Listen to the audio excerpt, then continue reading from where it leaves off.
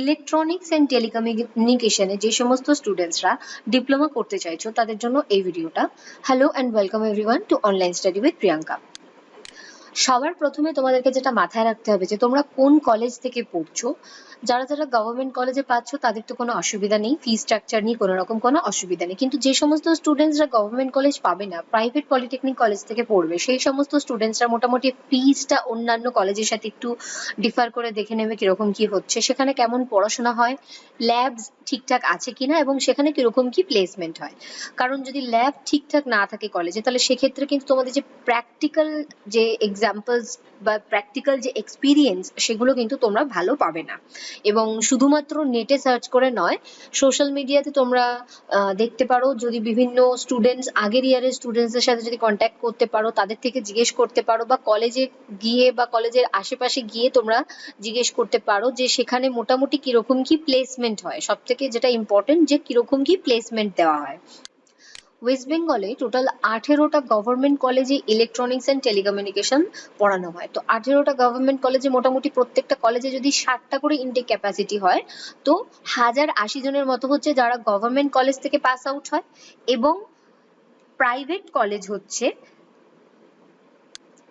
32টা, এবং 32টাতে মোটামুটি 60টা করে যদি ইনটেক ক্যাপাসিটি হয় তাহলে 1920টা হচ্ছে স্টুডেন্টস যারা প্রাইভেট কলেজ থেকে পাস আউট হচ্ছে। তো এখন যারা পড়ছো, যারা ভোকলেট পড়ছো বা যারা ডিপ্লোমা করবে, সেই সময় তোমাদের মোটামুটি অ্যাপ্রক্সিমেট 3 থেকে 4 হাজার জন ইলেকট্রনিক্স এন্ড টেলিকমিউনিকেশন নিয়ে ফ্রেশার তোমরা বেরোবে।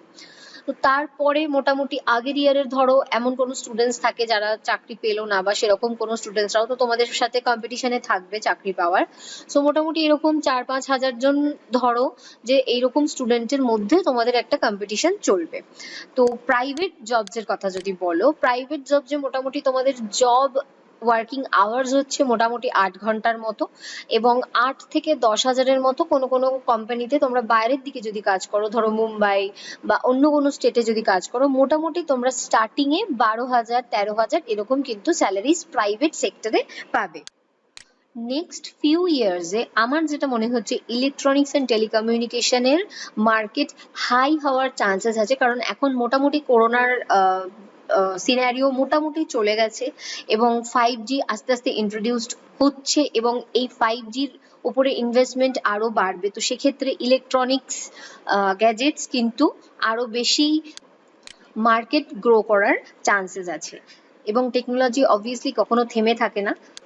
সো আমার যেটা মনে হচ্ছে আগামী 2-3 বছরের মধ্যে ইলেকট্রনিক্স এর কিন্তু বা ইলেকট্রনিক্স এন্ড টেলিকমিউনিকেশনের মোটামুটি মার্কেট হাই হওয়ার অনেকটা বেশি চান্সেস আছে। এবার তোমরা মোটামুটি দেখো প্রাইভেট সেক্টরে কোন কোন কোম্পানিজ আছে যারা ইলেকট্রনিক্স অ্যান্ড টেলিকমিউনিকেশনের স্টুডেন্টসদেরকে হায়ার করে।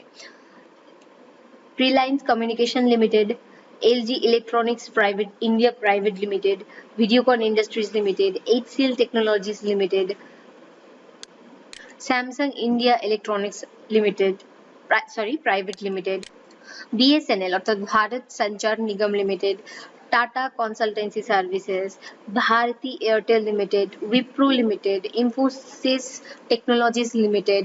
সো অনেক কোম্পানিজ আছে যেখানে তোমরা কিন্তু ইলেকট্রনিক্স অ্যান্ড টেলিকমিউনিকেশন কমপ্লিট করে ডিপ্লোমা তোমরা কিন্তু জবস পেতে পারো, এবং গভর্নমেন্ট সেক্টরেও জব আছে, বাট অন্যান্য ট্রেডের মতো অত নেই, কিন্তু আছে।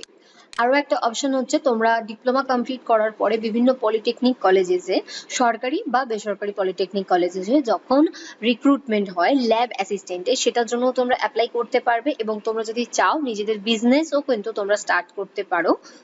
তার জন্য কিন্তু তোমার ইলেকট্রনিক্স যে পার্ট সেটা কিন্তু খুব স্ট্রং হওয়া দরকার। বিভিন্ন গ্যাজেটস বা বিভিন্ন মোবাইল ফোন সেগুলো যেন তুমি ঠিকঠাক ভাবে রিপেয়ার করতে পারো, তাহলে তুমি নিজের একটা বিজনেস শুরু করতে পারবে, বা প্রাইভেট চাকরি করার পাশাপাশিও কিন্তু তুমি বিজনেসটা কন্টিনিউ করতে পারবে। বাট সবটাই ডিপেন্ড করছে যে তুমি ডিপ্লোমা চলাকালীন কতটা ভালোভাবে পড়ছো, বা ডিপ্লোমা চলাকালীন নিজেকে তুমি কতটা ভালোভাবে তৈরি করছো। আশা করছি ভিডিওটা তোমাদের জন্য হেল্পফুল হবে। ভিডিও ভালো লাগলে অবশ্যই লাইক এবং বন্ধুদের সাথে শেয়ার করতে ভুলবেন, এবং কোনো রকম কোনো প্রশ্ন থাকলে অবশ্যই তোমরা কমেন্ট সেকশনে জিজ্ঞেস করতে পারো।